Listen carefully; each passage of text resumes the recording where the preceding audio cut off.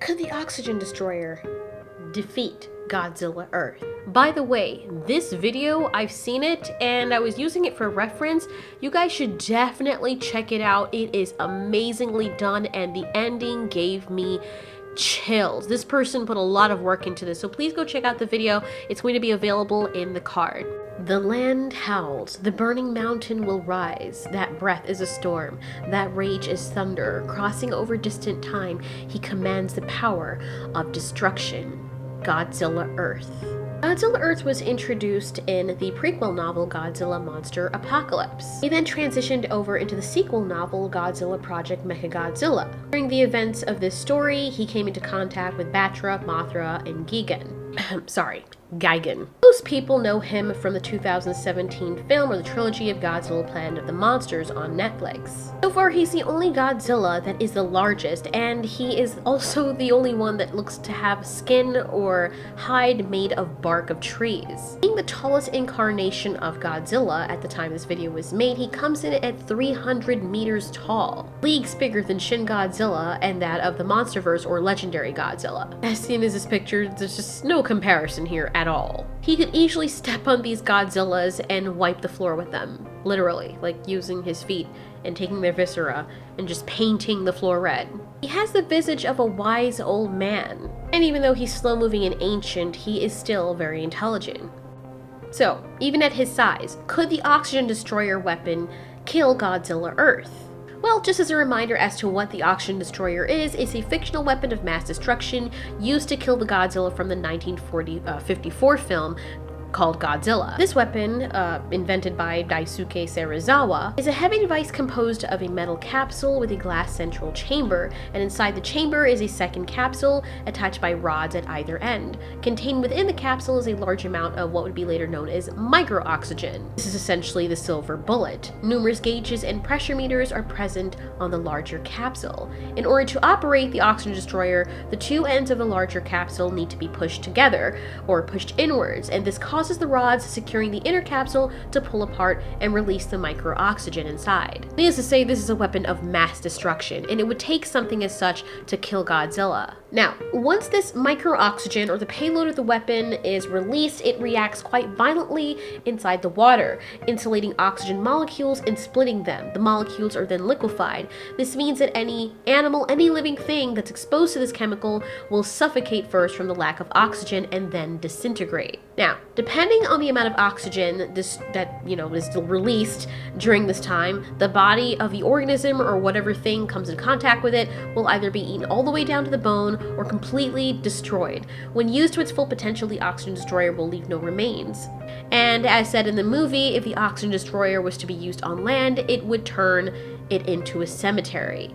The only animals that would benefit from this or not be affected by the weapon are creatures that actually thrive in anaerobic environments, such as the Precambrian crustaceans that later went on to becoming what we know as Destoroyah, one of the most powerful monsters or nemesis to Godzilla. Alright, so we know all this. We know that this weapon actually killed the first Godzilla.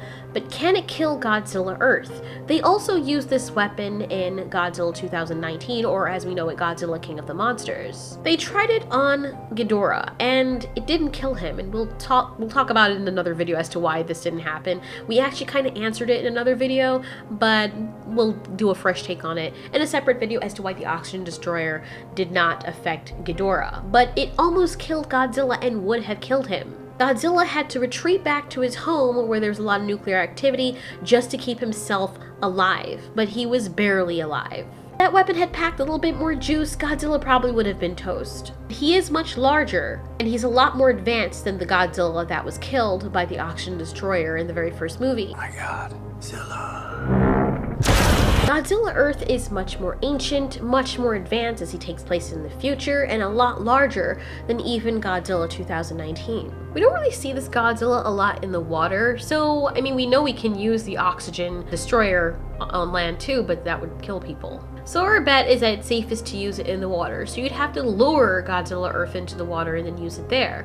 But then does this Godzilla even really need oxygen? Because the only way you can defeat something with the oxygen destroyer is to make sure the creature actually requires oxygen to live, because you're essentially suffocating it and removing oxygen from its environment. And then again, the molecules also liquefy, so any oxygen within the creature's body itself would also liquefy, and yeah, any animal that's exposed to this would not just suffocate because the oxygen is taken out of the environment, but also it would die because the oxygen is taken from out of its own body. Molecules liquefied and therefore causing the body itself to disintegrate. The only issue, it seems, is that to kill an animal as sizable as Godzilla Earth, you would need a ridiculous amount of this chemical. Now, we know the number one issue with using the oxygen destroyer on land is that it would kill all the animals here too. But let's say that these people didn't want to live on Earth, they just wanted to get rid of Godzilla. Let's say that they would drop down this weapon so that they could release the chemical and then Godzilla would be killed, and they would not live on Earth for a while. Let's say they did have a few years so that the oxygen can be repleted and they can go down again. They just wanted to kill Godzilla. It's totally plausible if you had enough of it. And the creature does not have to be in water, you just wouldn't be able to live there unless you're in your suit or something. As soon as this chemical is airborne, it becomes highly destructive and destroys everything within a radius, and it's not easily as contained as it is in water. Now, there are some iterations of Godzilla that were able to resist powers like this. There are some Godzillas that survive the black hole, but we're talking specifically about Godzilla Earth. Many people are under the assumption that because Godzilla Earth is the largest Godzilla, that he is the most powerful. In brute strength and mass, yeah, I could totally see that, but it doesn't mean that he's completely immune to the effects of something like the oxygen destroyer. Does Godzilla Earth need oxygen to breathe? That is the only thing that we have to ask to ascertain whether or not he could actually be killed by the oxygen destroyer. If an alien requires oxygen to breathe and it doesn't respond to any other weapons you have on the outside, it heals super quick, it does this, it does that, it has impenetrable armor, but if you create a vacuum and you keep it there for a while till the animal suffocates because it actually has lungs and internal organs that it requires to live, then you can defeat it without doing much. Now, granted, we've only seen the oxygen destroyer when it was first mentioned work in water, but they did mention that if they used it on top of the soil, that it would erase everything. Every organism that required oxygen, it would just obliterate them. Godzilla can heal, but he can't create oxygen. If this creature requires oxygen to live, then the oxygen destroyer can kill him. Granted, they would need a lot of it for it to affect the radius in which he is so that he couldn't breathe.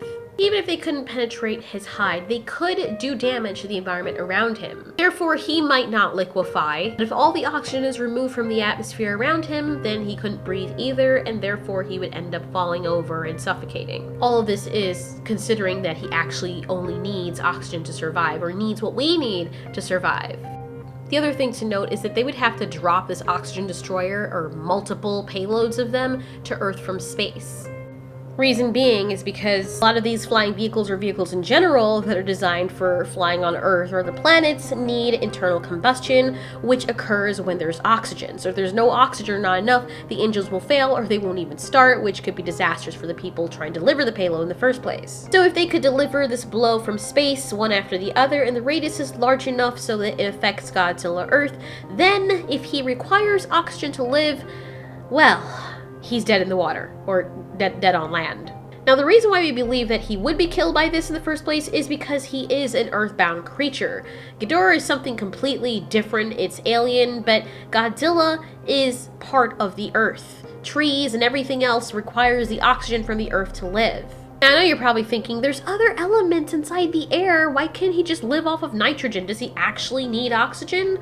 Well, kinda yeah. All terrestrial or earthbound animals, oxygen is a reactive element and it is needed for cellular respiration in the body to produce energy for different functions, like Godzilla and moving his big-ass body. There is a chance that Godzilla may utilize some of it. I mean, we still do end up breathing in nitrogen, but even with our Earth almost being 80% nitrogen, we don't really feel any effect of the nitrogen. We just breathe it in and out, and it does nothing, at least not in that form. Now here's the big kicker and the other question. What if Godzilla can breathe nitrogen and utilize it, at least metabolically? You see, there was a time very long ago when the Earth was very, very different, about 2.5 billion years ago. There were no plants, there were no animals, there were no insects. There was just simplistic life. As a matter of fact, most of the bacteria that thrived on Earth at the time were anaerobic.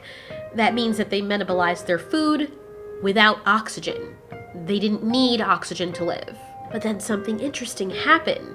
New life came about, and it came in the form of cyanobacteria. We know it as blue-green algae. These bacteria are photosynthetic. They convert sunlight into the energy, and they make oxygen as a waste product, which is what a lot of the trees do today. But back at that time, the Earth didn't have oxygen in its atmosphere the way it does today. It was locked up in water molecules or bonded to iron in minerals. With these things bonding with and creating oxygen en masse, everything else that wasn't designed to breathe or to utilize oxygen was killed. It was one of the first mass extinctions because to the cyanobacteria and anaerobic things, oxygen was poison. It was toxic. Mass extinction killed off countless species of bacteria, and it was known as the Great Oxygenation Event. As the abundance of oxygen increased, some of it combined with methane to create what we know now as carbon dioxide. And methane is a far more efficient greenhouse gas than carbon dioxide.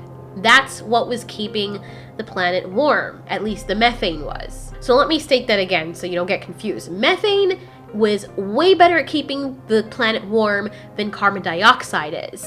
So as levels of methane dropped because of all of this bonding to create carbon dioxide, their levels dropped and the Earth started to cool down. And this was what caused a massive glaciation event, a global ice age that drastically changed the planet. It got so bad that the cyanobacteria, the ones that now introduced the oxygen, were also threatened by this. In time, anaerobic species fell away and the oxygen-burning plants would start to develop as a result of this, because now they were the organisms that could use the oxygen in their metabolic process to combine the oxygen with other molecules to release a lot of energy. They were able to live longer and to live faster and to breed more, and so they took over. Anaerobes, or organisms that don't need oxygen, are still in existence, but they are certainly not the dominant ones anymore, and they still live in places with low oxygen environments like the way bottom of the ocean. Because of the changes in the Earth, creatures had to adapt. So here's where I'm getting at. Godzilla, throughout every movie, was known as a creature that could adapt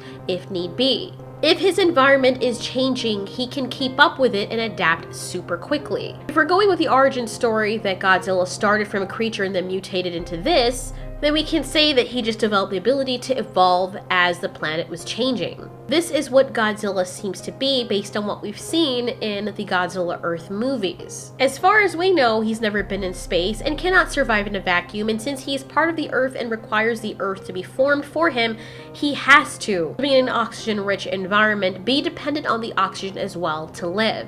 This Godzilla seems to get tired as well when he's moving after a while. He seems to run out of stamina momentarily during his fight, which tells us that he needs oxygen. Remember, stamina is essentially oxygen, or our body's ability to suck in as much of it as possible for disbursement to the muscles. It triggers a complex process by which glucose, or the sugar in our body, is metabolized for energy. Stamina is said to be the reservoir of energy that sustains prolonged effort and the ability to access it. So, through our observation of how Godzilla Earth operates and the environment that he's in and his behaviors on terra firma, we can establish, or at least have a very good guess, that he requires oxygen to survive.